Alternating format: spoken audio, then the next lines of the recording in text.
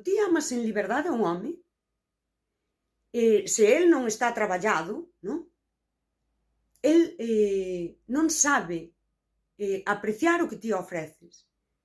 Iso que intelectualmente e no discurso todos sabemos, ser libres. Ti és libre, eu son libre, acompañámonos, a túa liberdade e a miña liberdade suman para ser libres xuntos.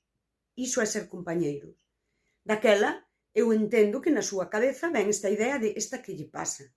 Por que non se engancha se vou e veño? Non? É dicir, por que non entra? Que ao final é un tipo de manipulación sutil para eles ter o control, estar por riba. Por iso é misoxinia. E aquí é onde te devalúan, non era para tanto. Non, é que era unha tipa moi fría. E ao final atopan frialdade cando ti o que lle das é liberdade. Liberdade de ser. E precisamente non acollerse a esa masculinidade que tamén o coloca sempre performando un home que se lle dixo que debe ser. Mas cando ti renuncias a ese guión patriarcal, abres ya a liberdade de renunciar. Tampouco tes que salvalo, porque caerías outra vez en ser a salvadora. É que ademais esa idea de que os homes cambian por ti, é que eu non quero que cambies por min, eu quero que cambies por ti. Porque é o único cambio que vale. E aquí os homes están moi afeitos a que nós lle digamos como ten que ser, como queremos facer, como... E non é isto.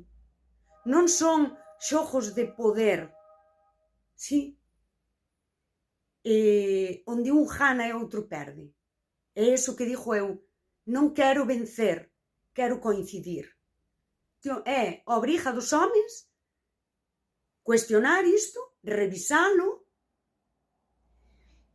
rachar con esa parte do ego que lles pide ser isto, e revisar a súa masculinidade. E aceptar o amor en liberdade ou rexeitalo. Mais a min, por exemplo, como muller, non vendermo.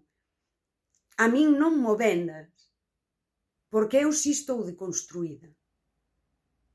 E é bonito dicir, conseguín ser quen de querer a un home así, aínda que isto non me sirva, por exemplo, para que quede de par de min. É correcto, porque se eu non quero un machista misóxino, non o quero, nin cando é moi claro, nin cando o fai dunha forma sutil. E sí que expoño que isto pasa, expoño para nós e para eles. É o que digo, non é unha vinganza. É dignidade emocional feminista. É rachar coa estructura emocional do patriarcado que me dá esa orde de que eu teño que estar aí. E teño que ser sumisa. E salvalos dunha forma ou doutra. E respectalos, pero desde unha espera. Como obxecto e non como suxeito.